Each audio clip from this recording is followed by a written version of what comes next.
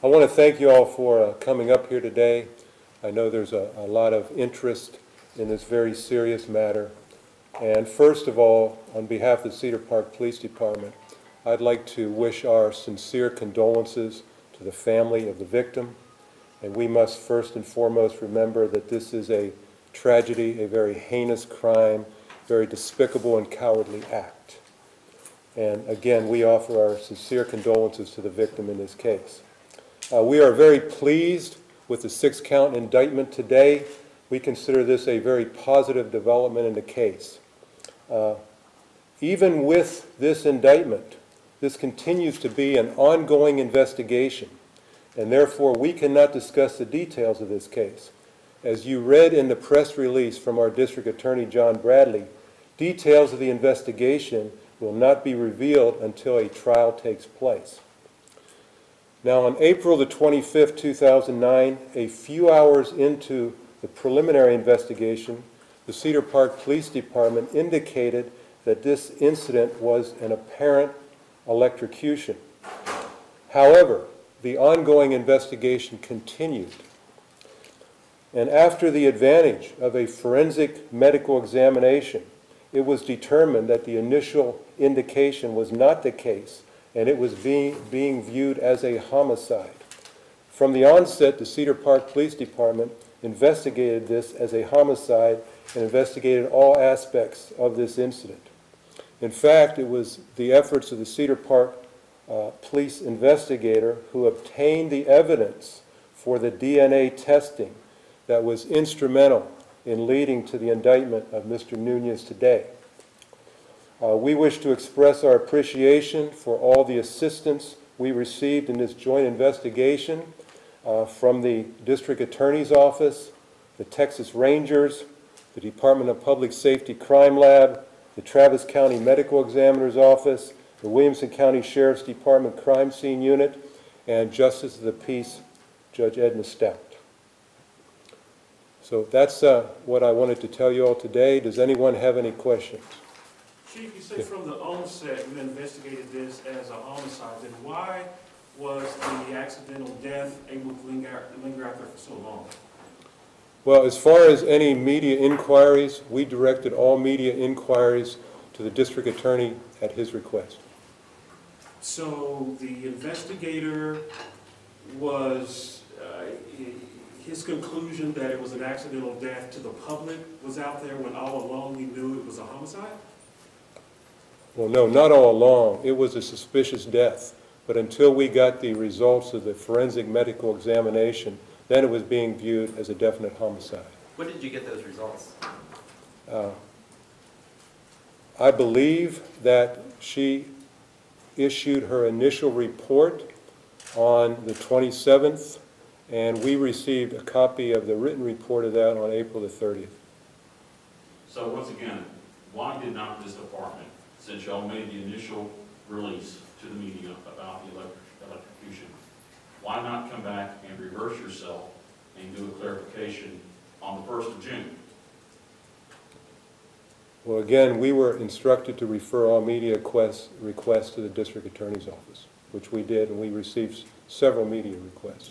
But surely at a certain point in time you realized that this information, the wrong information, was still out there and was not being corrected. We went a month not knowing the suspect. Y'all knew on the 26th, according to this indictment, that the child had been sexually assaulted. So you knew that you had a rapist, at the very least, in the community. So, once again, why not clarify that to the community, whether or not it's you, or the DA, or somebody, but the community remained thinking that everything was hunky-dory when it wasn't, and the prime suspect remained living in the same house where the child was murdered for more than a month in that same community. So once again, why not clarify?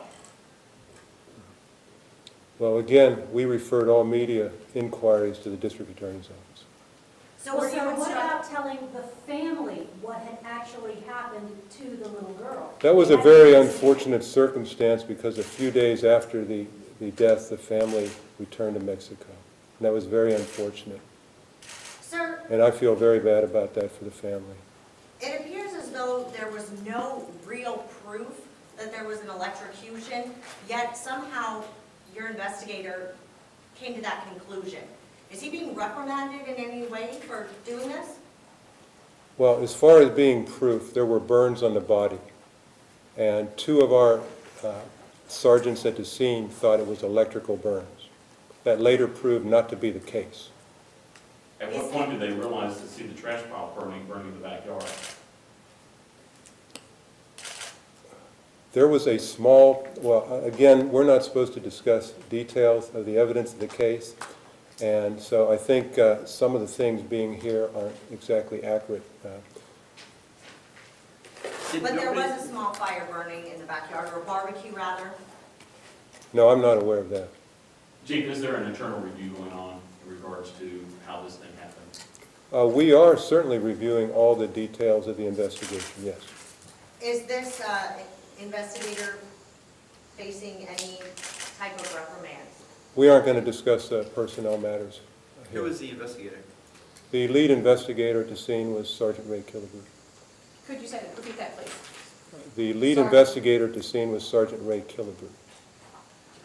Chief, when you say reviewing the details of investigation, what does that mean? In other words, we have a command staff, and we have been reviewing the details of this investigation throughout, and we will continue to do so. You say reviewing the details, does that mean you're investigating not only what happened at the home, but also the officer? I'm trying to figure out what does reviewing the details of investigation mean. That's such a broad term or phrase. Well, we are looking into the investigation, as we are continually doing, on the death of this child. And it was a tragic accident, tragic crime, tragic event, and it is very unsettling. But we're very pleased today with the indictment. Is the police department willing to admit that they made a mistake? The initial theory by the investigator did not pan out, and we would certainly admit to that. But it was an ongoing investigation. And that's why we had a forensic medical examination. In fact, our investigator requested that a forensic sexual assault examination be conducted on the victim. He requested that of the medical examiner the next day after the event. It was also our investigator who removed the evidence that was submitted for DNA testing. That was the key and crucial evidence that led to the indictment of Mr. Nunez. The vaginal swab?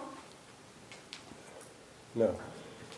That's a forensic medical examination done by the medical examiner. I'm talking about removing the evidence from Mr. Nunez, the suspect. That was done by our investigator. Okay? The examination, the medical forensic examination of the victim was done by the medical examiner. What was the basis for the investigator's request to continue with the investigation along those lines? Because it was a suspicious death. And not only that, it was our job of the investigator, and he was instructed to investigate this as a homicide, and it was his responsibility to investigate all aspects of this incident. I'm sorry. I was just going to ask, when was Texas Rangers and the other departments, was that something that the Cedar Park Police asked the Texas Rangers, Williamson County Sheriffs to come in and help with the investigation? How did they get involved? The way the Texas Rangers got involved was I got a call from the district attorney's office, and I was asked if I would like some assistance in the investigation in this case. And I said, yes, we could use the assistance. And I was very pleased to have the Texas Rangers join in on the investigation. I was pleased to be able to have that ability to get faster returns from the Department of Public Safety Crime Lab, which can often take an extremely long time to get results. And I'm not in any way criticizing them, they have a tremendous caseload. But the Rangers certainly assisted in that area. And they offered invaluable assistance, as did the DPS Crime Lab and the Travis County Medical Examiner's Office. The indictment today says that the little girl had her throat cut. Did the investigators at the scene see that, or did they miss it? If they did, No, it was not missed. Okay. It was not missed. But again, we're not discussing the details of the investigation, but it certainly was not missed, and it was noted. Chief, do you fear this has the potential to create any public backlash or at least any public criticism of your department since the perception that the electrocution was hanging out there for so long that it's ruled a murder? Well, we're very pleased that the efforts made in this investigation resulted in the indictment, and we feel there is a very solid case against the suspect. And I think that's what matters in the long run, presenting a solid case that hopefully will result in justice and conviction of the offender. You're not concerned that this may portray your department, at least momentarily, in a negative light? I would hope that people see the good investigation work that was done by the department that led to the indictment of Mr. Nunez. But we were not the only agency that did good investigation work. The Texas Rangers did outstanding. The Williamson County Crime Scene Search Unit helped out a lot.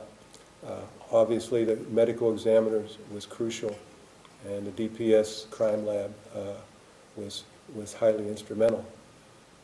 So we're very pleased with the efforts of all these different agencies, and we were very willing and receptive to expand this to a joint investigation.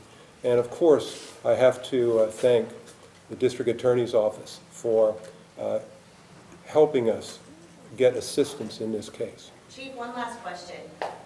What would you say to neighbors who may have some concerns about the fact that they were, and their children were living next to an accused murderer and rapist for a month, and your department had evidence that may prove that?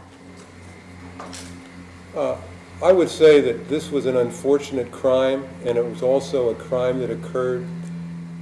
The victim was the same member of the household as the suspect, and so it was something that was done in a household.